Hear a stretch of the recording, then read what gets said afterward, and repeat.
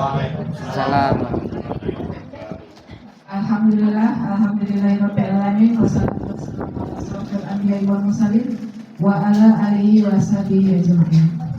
Puji beserta syukur marilah kita ucapkan kehadiran Allah Subhanahu wa taala yang mana atas berkat dan rahmat beliau kita semua masih diberi waktu, kesehatan dan kesempatan untuk berkumpul di ruangan TIK SMP Negeri 1 10 Koto Sekara ini, yakni dalam rangka aksi nyata modul 1.4 yaitu budaya positif oleh calon guru penggerak angkatan 11 yakninya Ibu Eni Marlina.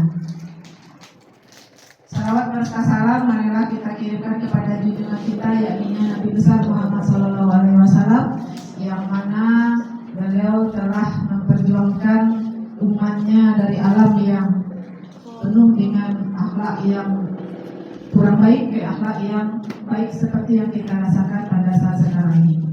Yang kami hormati Kepala Sekolah SMP Negeri 1 10 Koto Sekara dan yang kami hormati Ibu Wakil Kepala SMP Negeri 1 10 Koto Sekara dan selanjutnya Bapak Ibu Majelis Guru SMP Negeri 1 10 Koto Sekara.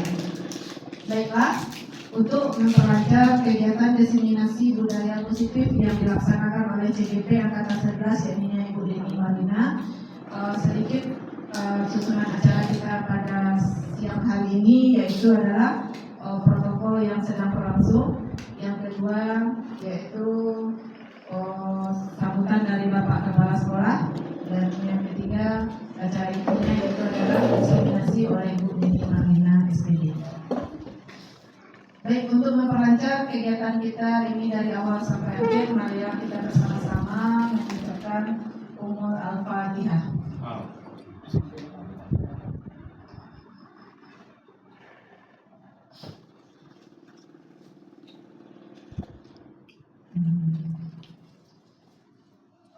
Terima kasih. Kita lanjutkan acara berikutnya, yaitu adalah sepatah kata yang disampaikan oleh Bapak Kepala Sekolah. Kepada Bapak kami persilakan.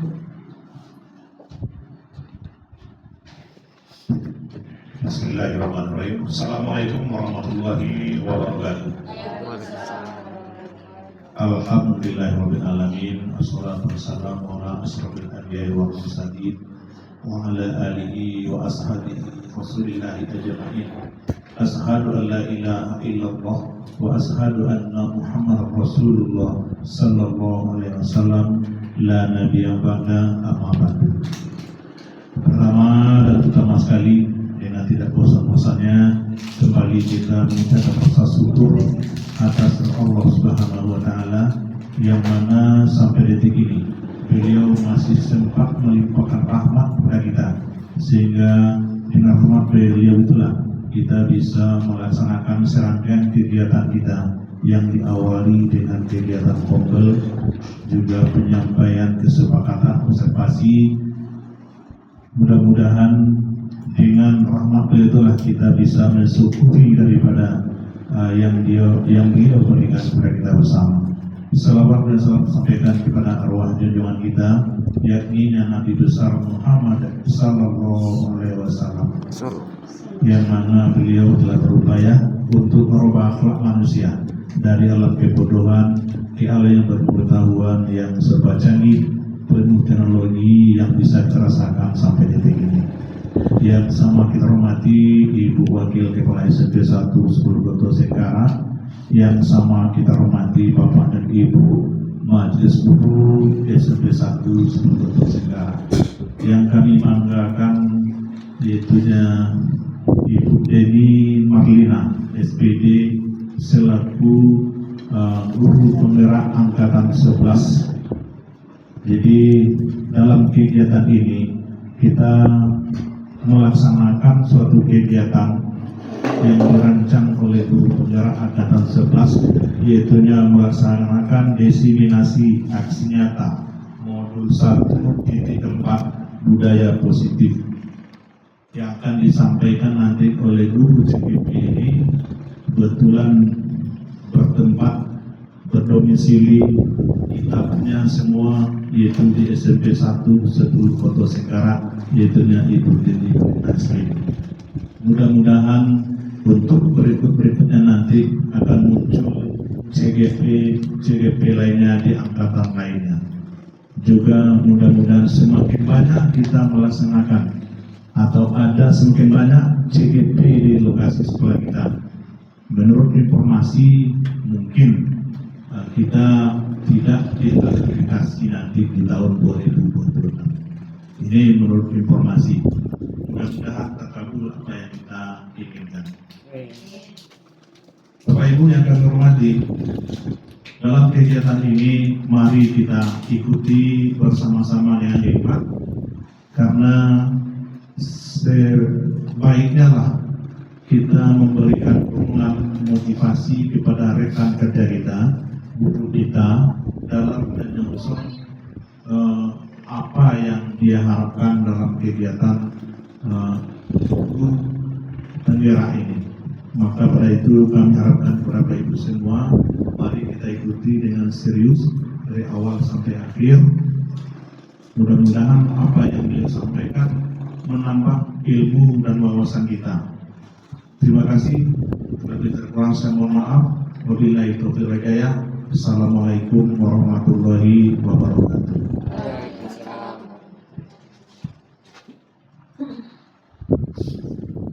Terima kasih kepada Bapak Kepala Sekolah. Baiklah, kita lanjut saja kepada acara inti kita, yaitu diseminasi aksi nyata nomor 1.4 oleh Ibu Dini Marlina, yaitu tentang budaya positif. Kepada Ibu Dini Marlina, waktu dan tempat kami persilakan.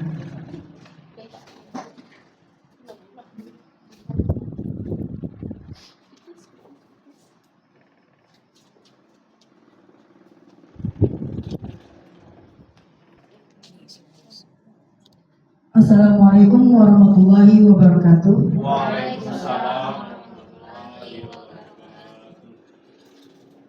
Puji serta syukur kita ucapkan kehadirat Allah Subhanahu wa Ta'ala yang telah memberikan kesempatan kepada kita semua untuk bisa hadir dalam acara aksi nyata modul 4 mengenai budaya positif. Salawat dan salam tidak lupa pula kita sampaikan kepada Nabi besar kita, yakni Nabi Muhammad SAW, yang telah membawa umatnya dari zaman jahiliyah ke zaman penuh modern, serba berilmu pengetahuan yang serba canggih. Terima kasih kepada Bapak Kepala Sekolah yang telah meluangkan waktunya untuk bisa hadir di diseminasi budaya positif. Selanjutnya kepada Wakil Perguru, terima kasih juga, dan tidak lupa kepada majelis guru yang telah memberikan waktu luangnya untuk mendengarkan aksi nyata dalam budaya positif yang akan saya sampaikan. Saya adalah calon guru penggerak angkatan 11 dari SMP 1 Seluruh Sekarang, akan menyampaikan budaya positif yang bisa kita tiru dari ilmu yang saya dapatkan. Maaf Bapak Ibu semua, di dalam penyampaian ini mungkin ada kekurangan, mohon dimaklumi. Di sini saya bukan sebagai orang yang pandai berbicara atau yang banyak ilmu ya, atau bukan sifatnya menggurui, cuma saya menyebarkan apa yang saya dapatkan selama 2 bulan terakhir ini. Nah, di sini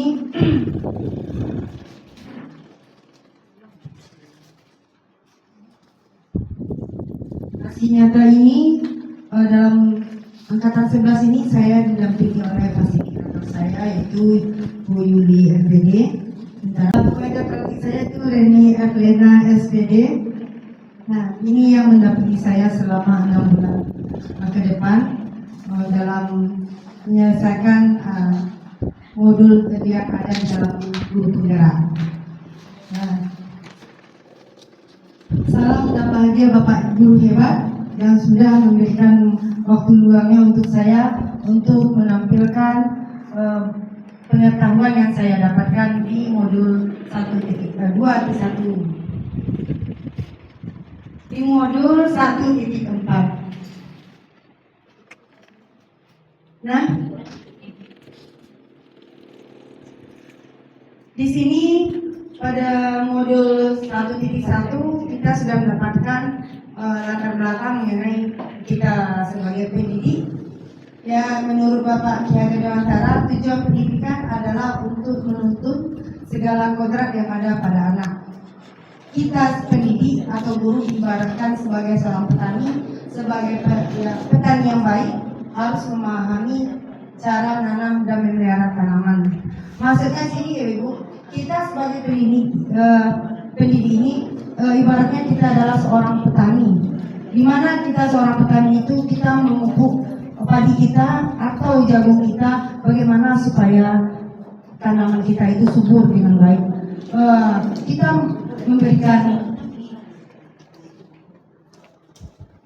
memberikan pupuk dan membersihkan semua semak-semak belukar atau rumput yang mengelilingi sebuah tanaman kita, maka tumbuhlah dia dengan baik.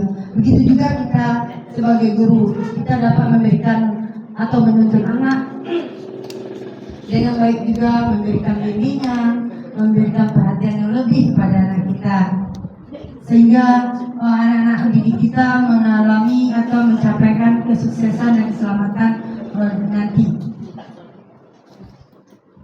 Lanjut, di dalam budaya positif di sekolah sangat penting untuk diterapkan, karena sekolah merupakan salah satu bagian penting dalam pertumbuhan dan perkembangan karakter anak. Nah, di sekolah kita sudah ada budaya positifnya, sudah terjalankan.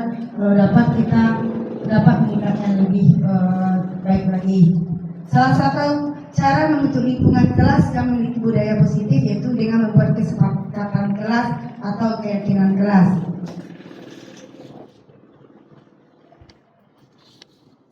Dasar pendidikan menurut Hadi atau Ki Hajar Dewantara bukan tabula rasa. Maksudnya anak bukan kertas kosong yang bisa digambar sesuai keinginan orang dewasa. Anak lahir dengan kekuatan kodrat yang masih sama-sama.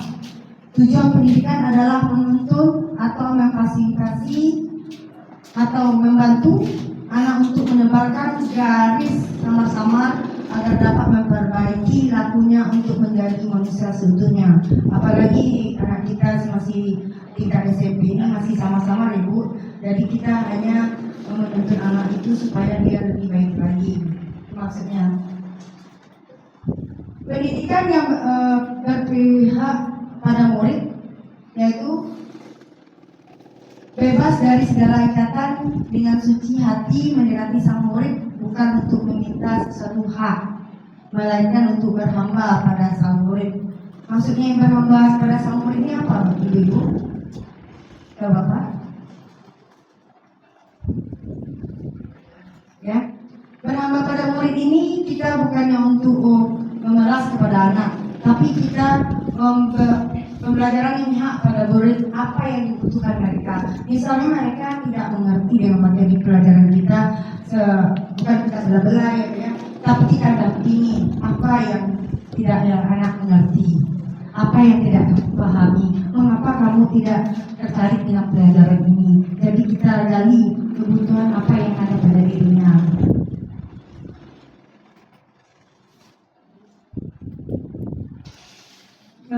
Refleksi filosofis pendidikan Ki Hajar Dewantara dengan pesan kuncinya itu bukanlah gini Bu ya, kita sebagai guru kita harusnya menuntun, kita bukan menuntut. Terkadang kita sebagai guru kita menuntut kan, kalau anak itu harus pintar dengan pembelajaran kita, harusnya kita tidak memaksakan sesuatu kepada anak kita, apa kodrat yang ada pada anak kita. Ya, misalnya dia tidak mampu dengan mata pelajaran tertentu, kita paksakan dia terus supaya dia bisa. Harusnya kita tuntun dia dengan baik sampai di mana kemampuannya. Jadi kita menuntun anak bukan memaksa. Lanjut, merdeka menghormati kemerdekaan orang lain.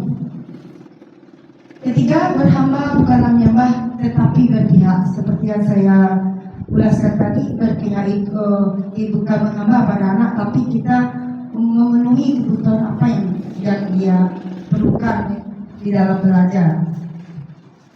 Lanjut, budi pekerti bukan tentang perilaku yang salah dan benar. Bermain belajar adalah mengalami pembelajaran bermakna dan menyenangkan. Relevan bergerak sesuai kodrat alam dan kodrat zaman. Nah, di sini kita belajar menurut hari, kita belajarnya menurut alam dan zaman. Kalau sekarang kita zamannya serba canggih kan, serba digital. Jadi kita tidak bisa memakai metode lama, hanya berceramah saja. Kita mampu mensinkronkan dengan kegiatan teknologi yang berkembang sekarang. Begitu juga kita mengajar tidak melulu saja di dalam kelas, tapi kita mampu juga membawa anak ke luar kelas untuk membuka inspirasi belajarnya. Dan untuk keselamatan dan kebahagiaan anak well-being, maksudnya kita mengajarkan anak itu mencapai kesuksesan. Ada timbal baliknya kalau anak itu berhasil bagi anak kita.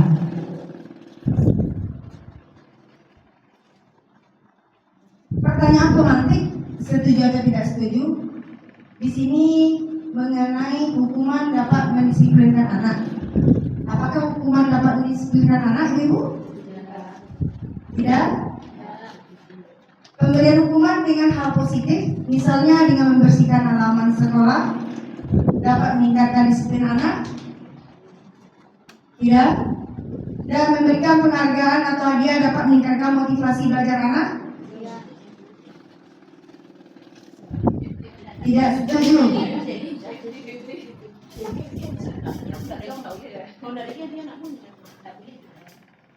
Apa itu budaya positif sekolah? Budaya positif sekolah merupakan nilai-nilai, keyakinan-keyakinan, dan kebiasaan-kebiasaan di sekolah yang berpihak pada murid agar murid dapat berkembang menjadi pribadi yang kritis, penuh hormat, dan bertanggung jawab.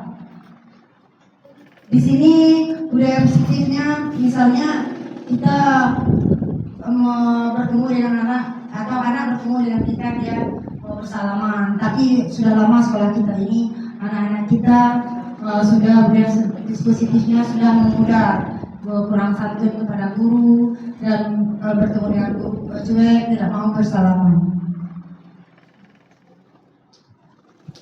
Nah, konsep utama budaya positif yaitu ada perubahan paradigma baru, disiplin positif, kebutuhan dasar manusia, motivasi perilaku manusia, keyakinan kelas, restitusi posisi kontrol guru, segitiga restitusi. Pembelajaran dengan paradigma baru maksudnya, pembelajaran paradigma baru memastikan praktik pembelajaran untuk berpusat pada peserta didik atau berdiferensiasi, seperti yang kita belajar modul diferensiasi, yaitu peserta di pembelajaran paradigma baru mencakup pemetaan standar kompetensi, merdeka belajar, dan asesmen kompetensi minimal, sehingga menjamin ruang yang lebih leluasa bagi pendidik untuk merumuskan rancangan pembelajaran dan asesmen sesuai dengan karakteristik dan kebutuhan peserta didik. Di sini saya memohon bantuan kepada Bapak Ibu. Sekarang kita akan mengepalkan tangan, minta bantuan Bu Tina, salah satunya. Sedangkan Ibu Riza minta bantuannya juga.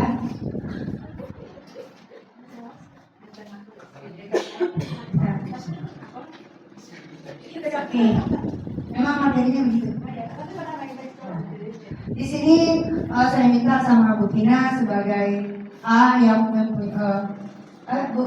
Riza sebagai A yang mempunyai kendali mengepalkan tinjunya atau tangannya, dan Bu Tina sebagai pengunjuk atau pengarah penghari itu. Bagaimana supaya Ibu Riza bisa membukakan kepalan jarinya kepada Bu Tina? Apa caranya atau metodenya?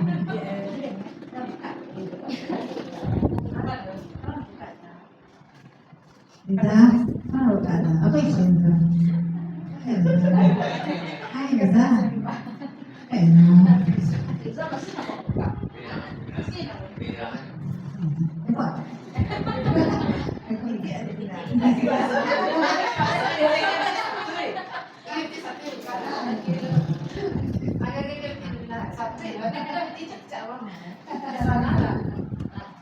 Terima kasih kepada Ibu Bina. Silakan sekarang Ibu.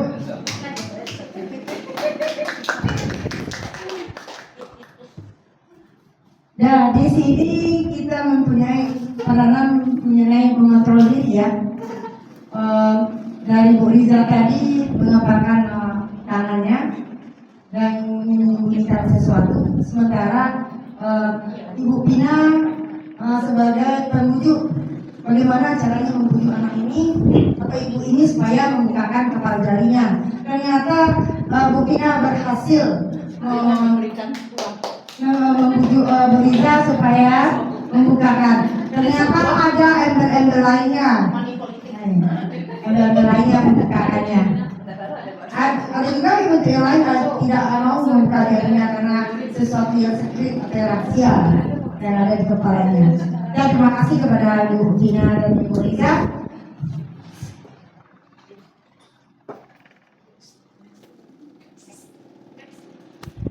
Nah, di dalam genggaman tadi atau dalam kegiatan ini sesungguhnya siapa yang memegang kendali atau kontrol untuk membuka atau menutup kepala tangan.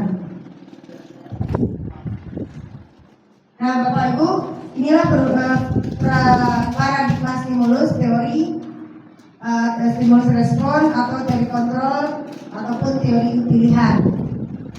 Siapa sesungguhnya yang memiliki kontrol? Stimulus respon, kita mencoba mengubah orang agar berpandangan sama dengan kita. Sementara untuk teori kontrol atau pilihan, kita berusaha memahami pandangan orang lain tentang dunia. Kedua, perilaku dilihat sebagai suatu kesalahan. Sementara dalam teori kontrol, semua perilaku memiliki tujuan.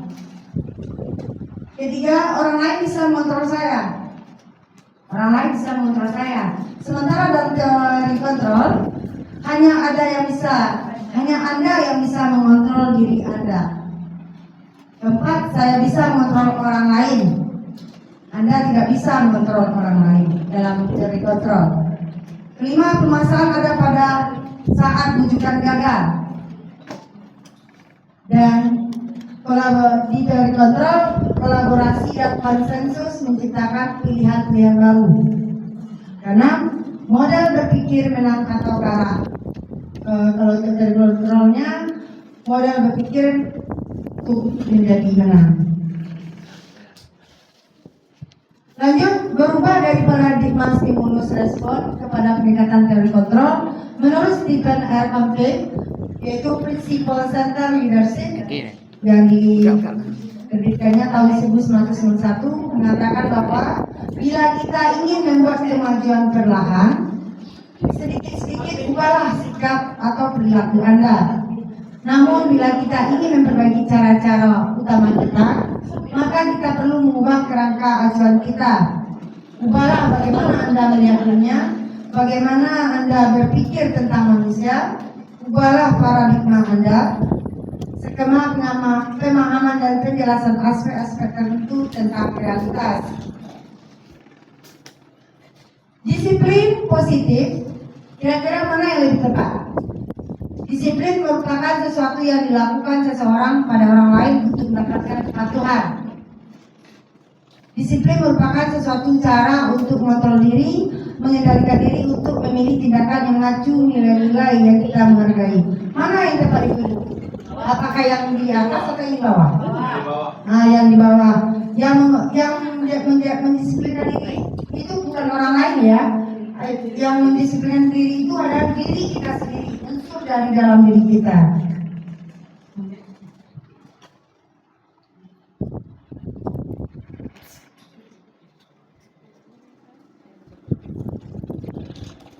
Di dalam disiplin itu terdapat nilai-nilai kebajikan secara universal ya Bapak Ibu.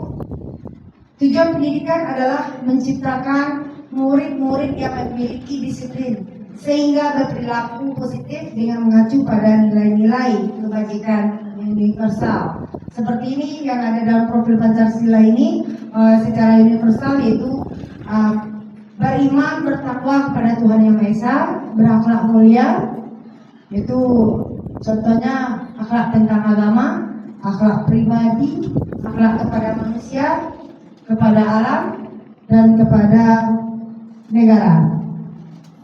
Dan selanjutnya mandiri yaitu kesadaran akan diri dan situasi dan regulasi diri. Sebab itu adanya nilai gotong royong, yaitu berkolaborasi, kepedulian, dan berbagi. Ada juga yang namanya berkebinekaan global, yaitu mengenal dan menghargai budaya, komunikasi dan interaksi antar budaya, refleksi dan tanggung jawab, dan berkeadilan. Lanjut, bernalar kritis meliputi memperoleh proses informasi, analisis evaluasi penalaran, refleksi dan evaluasi. Dan terakhir itu adanya kreatif, yaitu gagasan orisinal, karya orisinal, dan gagasan original. Tiga motivasi perilaku manusia. Dalam diri kita, Bapak Ibu, mempunyai ada motivasi ya. Ada dua hal, itu dua hal yang eksternal dan satu internal. Motivasi bisa kita maknai sebagai alasan yang kuat untuk melakukan suatu tindakan. Motivasi ini bisa dikatakan di mana saja, baik dari orang terdekat, para motivator, dan lain sebagainya. Namun yang dapat membuat diri kita memutuskan untuk melakukan suatu tindakan tentu hanya diri kita sendiri, bukan orang lain. Nah, motivasi secara eksternal ini itu menghindari rasa tidak nyaman atau hukuman. Kalau rasa tidak nyaman pasti kita hindari, ya Bapak Ibu ya. Kedua, untuk mendapatkan imbalan. Apa motivasi kita untuk melakukan sesuatu? Apakah tujuannya untuk mendapatkan imbalan atau penghargaan dari orang lain? Misalnya kita masuk atau pergi ke sekolah, sampai di sekolah kita yang nomor satu mau datang ke sekolah. Apa itu sifatnya sebagai eksternal atau internal? Apakah motivasinya untuk sebagai ujian atau sebagai penghargaan diri kita sendiri?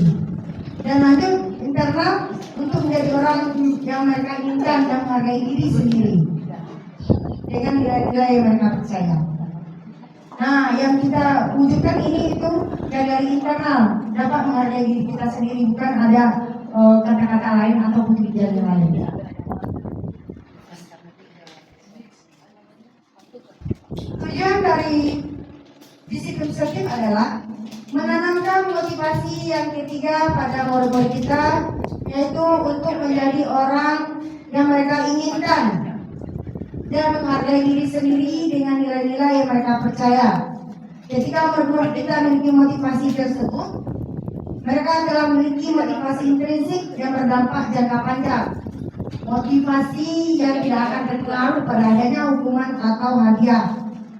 Mereka akan tetap berlaku baik dan berlandaskan nilai-nilai kebajikan dan berlandaskan nilai karena mereka ingin menjadi orang yang menjunjung tinggi nilai-nilai yang mereka hargai. Di sini ada dihukum oleh penghargaan. Maksudnya bahwa penghargaan berlaku sama dengan hukuman. Jadi penghargaan itu berlaku juga untuk hukuman ya Bapak Ibu. Dalam arti meminta atau membujuk seseorang melakukan sesuatu untuk memenuhi suatu tujuan tertentu dari orang yang minta atau membujuk. Dorongannya eksternal dan akan ada faktor ketergantungan. Ada beberapa dampak dari pemberian penghargaan. Kalau kita sering memberikan penghargaan kepada siswa kita, ada juga dampaknya Ibu, efeknya nanti ke anak kita. Contohnya pengaruh jangka panjang dan jangka pendek. Satu, penghargaan merupakan suatu hukuman bentuknya. Penghargaan mengurangi ketepatan dan penghargaan tidak efektif. Penghargaan merusak hubungan. Maksudnya di sini, kalau kita sering memberikan penghargaan kepada siswa kita di dalam pembelajaran kita, misalnya selalu dia yang mengumpulkan tugas kita yang nomor satu. Sementara mungkin di lain hari atau jangka panjangnya ada guru yang tidak memberikan penghargaan pada dia, nanti akan merasa pada anak kita. Oh, guru ini selalu memberikan penghargaan pada saya harus nomor 1 atau nomor 1. Nah, kalau membedakan guru lain, ibu ini tidak mau memberikan penghargaan saya, berarti dia tidak termotivasi untuk menyelesaikan tugas-tugas yang diberikan oleh guru mata pelajaran tersebut. Jadi kalau memberikan selalu memberikan penghargaan pada siswa dan juga dampak pada siswa tersebut. Dan satu lagi bisa juga merusak hubungan antara siswa satu dengan siswa yang lainnya. Next. Konsep disiplin dengan identitas gagal atau sukses. Di sini kita membedakan ada hukuman, ada konsekuensi, ada restitusi. Nah, kalau hukuman itu bersifat tidak terencana atau tiba-tiba. Anak atau murid tidak tahu apa yang akan terjadi dan tidak dilibatkan. Hukuman bersifat satu arah dari pihak guru yang memberikan, dan murid hanya menerima satu hukuman tanpa melalui suatu kesepakatan atau pengarang dari pihak guru, baik sebelum atau sesudahnya. Hukuman diberikan bisa berupa fisik maupun psikis. Murid atau anak disakiti oleh suatu perbuatan atau kata-kata. Konsekuensi, apa perbedaan hukuman antara hukuman, konsekuensi dan restitusi?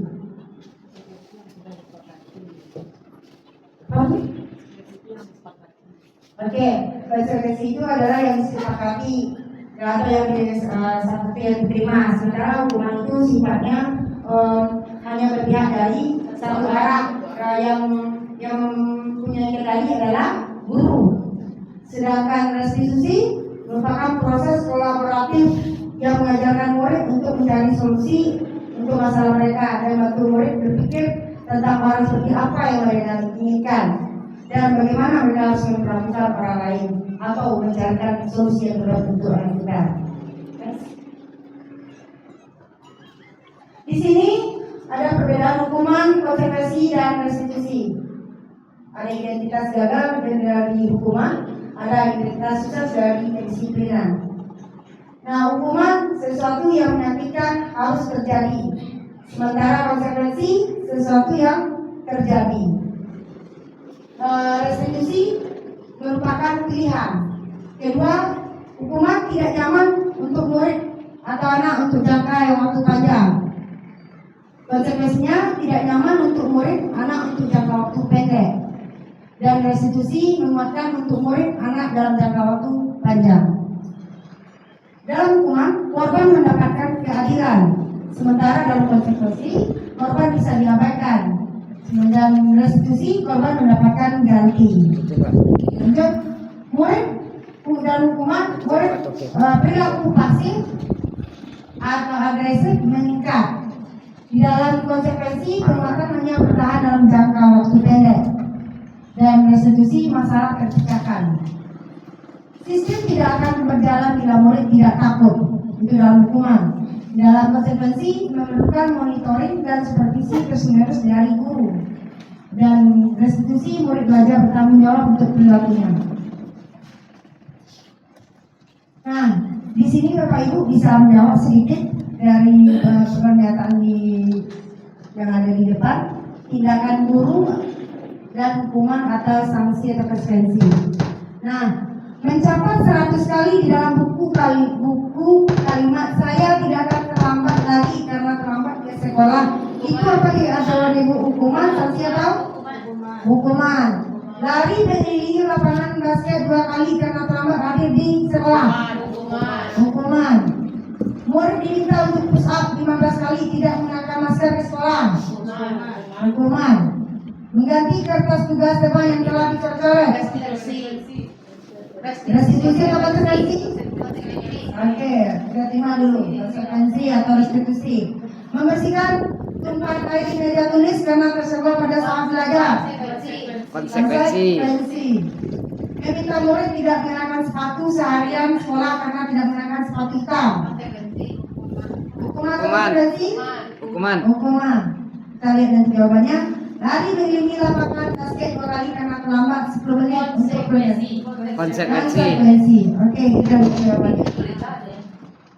Nah, mencatat di buku kalimatnya dalam hukuman, lari mengelilingi basket itu hukuman, murid minta untuk pusat itu hukuman, mengganti kertas dua teman yang telah dicoret itu sanksi atau konsekuensi yang harus diterima.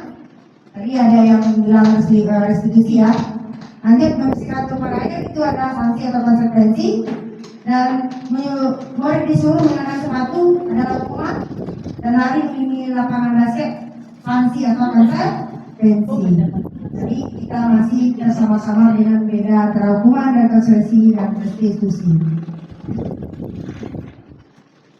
Nah, di sini Bapak Ibu, kita sebagai guru atau pendidik dan siswa kita juga mempunyai kebutuhan dasar manusia.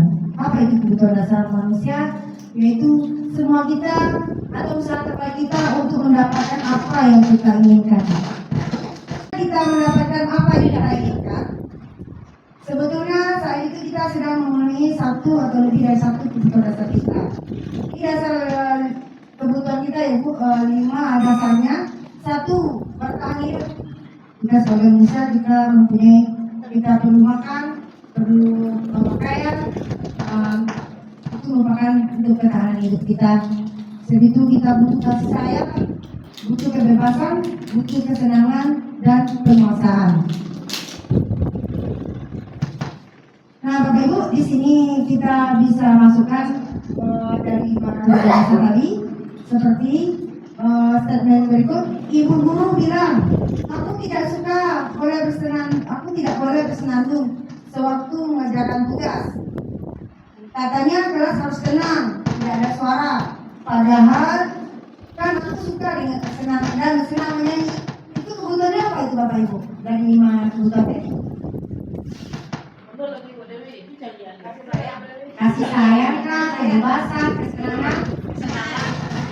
Berarti kesenangan.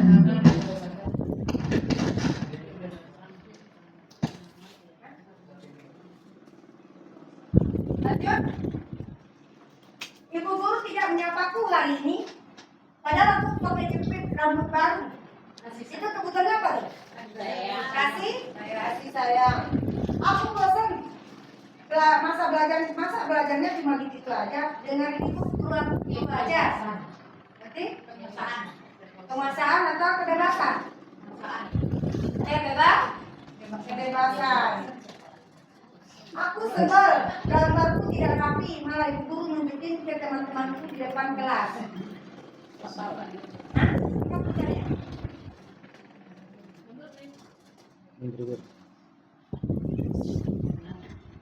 Kasih sayang dan rasa terima.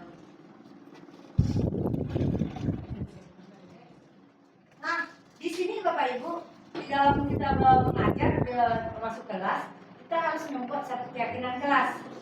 Yaitu sebelum adanya keyakinan kelas, pasti adanya kesepakatan kelas. Mengapa keyakinan? Karena keyakinan merupakan nilai-nilai kebajikan atau prinsip-prinsip universal yang disepakati bersama secara universal, lepas dari latar belakang, suku, negara, bangsa, maupun agama. Keyakinan akan lebih memotivasi seseorang dari dalam atau memotivasi secara ekstensif. Seseorang akan lebih tergerak dan bersemangat untuk menjalankan keyakinannya daripada hanya sekedar diserahkan peraturan. Di sini saya sudah membuat keyakinan kelas dan kesepakatan kelas di lokal 7B.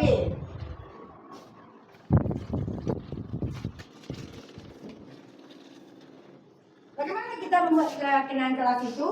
Pertama, kita mempersilahkan semua warga kelas untuk bercurah pendapat tentang peraturan yang perlu disepakati kelas. Kedua, mencatat semua masukan-masukan para murid di papan tulis atau kertas ukuran poster, di mana semua anggota kelas bisa melihat hasil curah pendapat. Ketiga, susunlah keyakinan kelas sesuai prosedur pembentukan keyakinan kelas. Gantilah kalimat-kalimat dalam bentuk negatif menjadi positif. Contoh, kalimat negatif, jangan berlari di kelas atau koridor. Kita sebagai guru sering mengatakan jangan ya Ibu ya, sementara kita harus menghindari kata jangan. Kalimat positifnya, berjalanlah di depan kelas atau koridor. 4. Tinjau kembali daftar surat pendapat yang sudah dicatat. Anda mungkin akan mendapati bahwa pernyataan yang tertulis di sana masih banyak berupa peraturan-peraturan. Selanjutnya, ajak murid untuk menemukan nilai kebajikan atau keyakinan dari 7 dari peraturan yang tersebut. Di sini apa beda antara peraturan dengan kesepakatan kelas Bapak Ibu? Kesepakatan kolaborasi dengan siswa dan guru, sementara peraturan oke, terserah. Ya bagus, pertanyaannya benar. Kalau peraturan itu adalah datangnya dari guru. Sementara kalau kesepakatan kelas akan terciptalah nilai-nilai kebajikan, nilai-nilai kebaikan yang ada dalam keyakinan kelas. Misalnya anak tidak boleh berbicara ketika guru menerangkan. Apa nilai kebajikannya di sana? Yaitu anak menghargai guru yang sedang berbicara atau ada saling menghormati. Nah, di sini ada lagi pernyataannya. Peraturan keyakinan kelas atau nilai kebajikan yang dituju. Selalu kembalikan buku ke tempatnya. Apa nilai kebajikannya atau keyakinannya itu? Selalu kembalikan buku ke tempatnya. Apa tuh? Bertanggung jawab atau jujur Bu? Bertanggung jawab. Dilarang mengganggu orang lain. Apa nilai kebajikannya atau keyakinannya? Saling menghormati atau menghargai. Hadir disiplin 15 menit sebelum pembelajaran dimulai. Bisa disiplin. Dilarang melakukan kekerasan. Keselamatan dan menghargai. Dilarang menggunakan narkoba. Keselamatan dan kesehatan. Bergantian menggunakan masker. Kesehatan.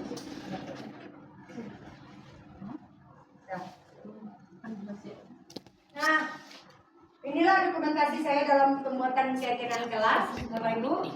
Nah, di sini ada 5 posisi kontrol kita sebagai guru atau ada 5. Apakah kita sebagai penghukum membuat merasa bersalah, atau kita sebagai teman pada siswa atau pemantau, yang terakhir manajer. Nah, di sini ada 5 posisi kontrol. Ada identitas gagal, identitas berhasil atau sukses, dan identitas kontrol diri. Ada kontrol dari luar, ada kontrol dari diri. Misalnya begini, guru berbuat atau penghukum sebagai penghukum menghardik, menunjuk atau menyakiti atau menyindir, membuat orang merasa bersalah, berceramah, mengatakan seharusnya ibu kecewa, itu menghukum. Sementara teman membuat alasan untuk muridnya. Keempat itu pemantau, menghitung dan mengukur. Dan kelima, manajer sebagai yang mengatur, yaitu mengajukan pertanyaan. Di sini kita sebagai guru harus bisa melaksanakan segitiga restitusi. Apa itu segitiga restitusi? Yaitu proses menciptakan kondisi bagi murid untuk memperbaiki kesalahan mereka, sehingga mereka bisa kembali pada kelompok mereka dengan karakter yang lebih kuat. Dan menurut dosen tahun 2004, restitusi membantu murid menjadi lebih memiliki tujuan, disiplin positif, dan memulihkan dirinya setelah berbuat salah. Melalui pendekatan restitusi, ketika murid berbuat salah, guru akan menanggapi dengan mengajak murid berrefleksi tentang apa yang dapat mereka lakukan untuk memperbaiki kesalahan mereka sehingga menjadi pribadi yang lebih baik dan menghargai. Nah, di dalam membuat segitiga restitusi itu, Bapak Ibu, ada 3 hal, yaitu menstabilkan identitas. Maksudnya berdasarkan prinsip berbuat kesalahan adalah bagian dari proses pembelajaran, mengubah identitas anak dari orang yang gagal karena melakukan kesalahan menjadi orang yang sukses. Dan kedua adanya validasi tindakan kesalahan. Setiap tindakan kita dilakukan dengan satu tujuan, yaitu memenuhi kebutuhan dasar.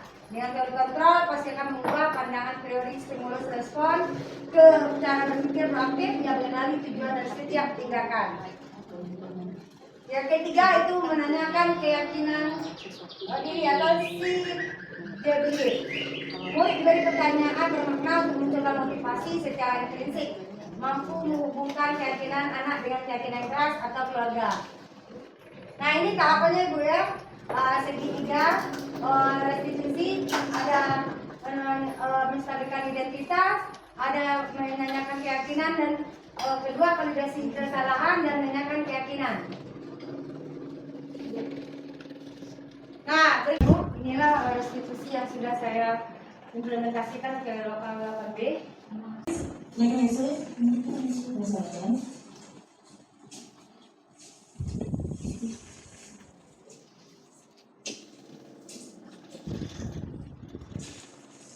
selamat pagi Aira. Selamat pagi Bu. Aira, kamu apa ini? Namanya apa ya Bu? Ini ya. Itu pembelajaran Aira. Itu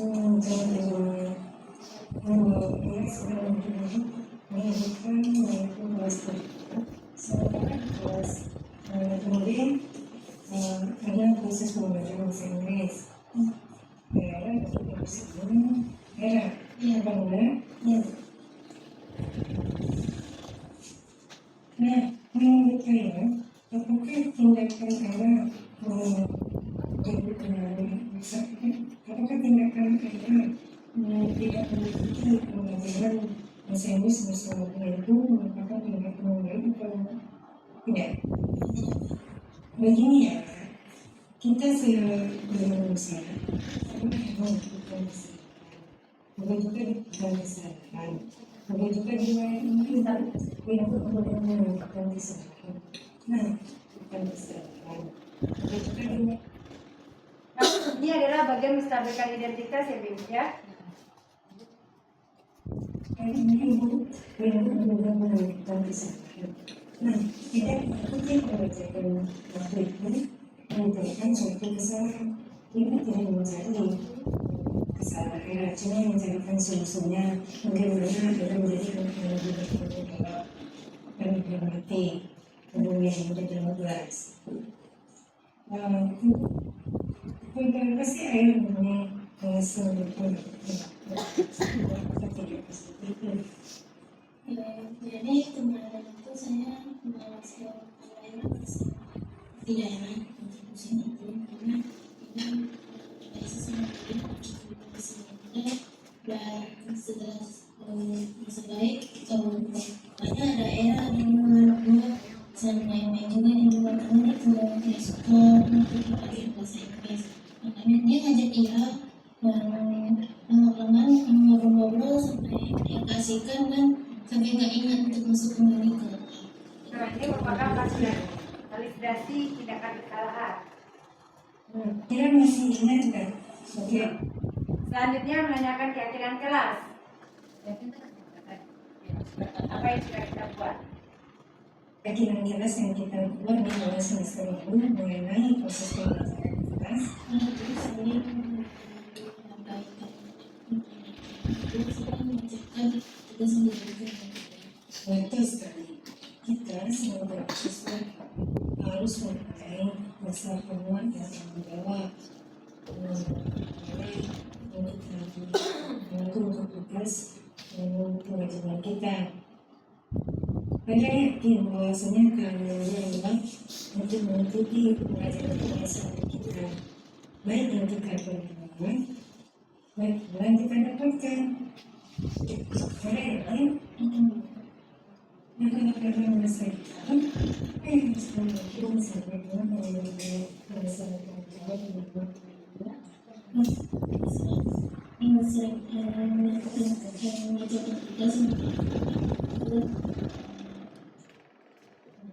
memilih buku dan saya mencoba buku yang sudah mengenali rasakan bahwa menjadi sebagai siswa daerah yang sempat itu perbaikan. Karena semuanya membuat pelajaran dan harus apa yang membuatnya? Ini juga. Udah kali ini juga? Ya. Maka orang daerah yang sukses. Nah, baiklah Bapak Ibu, tadi adalah berakhirnya sesi segitiga restitusi. Saya sekarang akan memberikan umpan balik kepada Bapak Ibu. Apakah ada pertanyaan dari materi yang saya ajukan tadi? Baiklah, terima kasih atas kesempatannya Ibu Beni.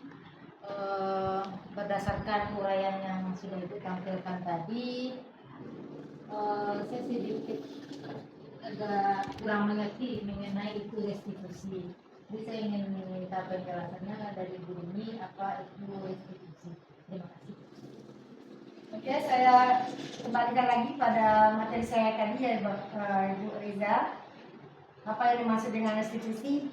Yaitu restitusi adalah proses menciptakan kondisi bagi murid untuk memperbaiki kesalahan mereka sehingga mereka bisa kembali pada kelompok mereka dengan karakter lebih kuat. Nah, di sini saya akan memanggil anak yang bermasalah tadi. Nah, dengan memanggil anak tadi, saya akan memberikan 3 tahap, yaitu menstabilkan identitasnya. Kenapa dia berbuat seperti itu? Nah, nanti ada alasannya yang diutarakannya. Saya itu apa validasi kesalahannya, yang mengapa dia melakukan hal itu? Karena sebagai manusia kita tidak luput dari kesalahan. Ibu pun pernah juga melakukan kesalahan. Jadi dengan secara otomatis anak itu akan berterus terang kepada kita, mengakui kesalahannya. Ketiga, baru kita menanyakan keyakinan kelas, apa keyakinan atau kesepakatan kelas yang kita buat selama di kelas. Seperti tadi, anak tadi di luar kelas tidak mengikuti pembelajaran bahasa Inggris, saya panggil, kenapa? Jadi di situ kesepakatan kelas kita kan sudah menjadikan saling menghormati guru yang ada di dalam lokal. Nah itu Bu Riza. Jadi memperbaiki anak dari tadi yang mempunyai kesalahan menjadi lebih baik lagi. Kita mencarikan solusinya. Nah, terima kasih Bapak Ibu. Itulah segitiga restitusi yang sudah saya buat. Terima kasih atas keluarnya Bapak. Terima kasih atas perhatian Bapak dan Ibu guru yang sudah menghadiri nyata ini. Akhir kata saya akhiri dengan Assalamualaikum warahmatullahi wabarakatuh.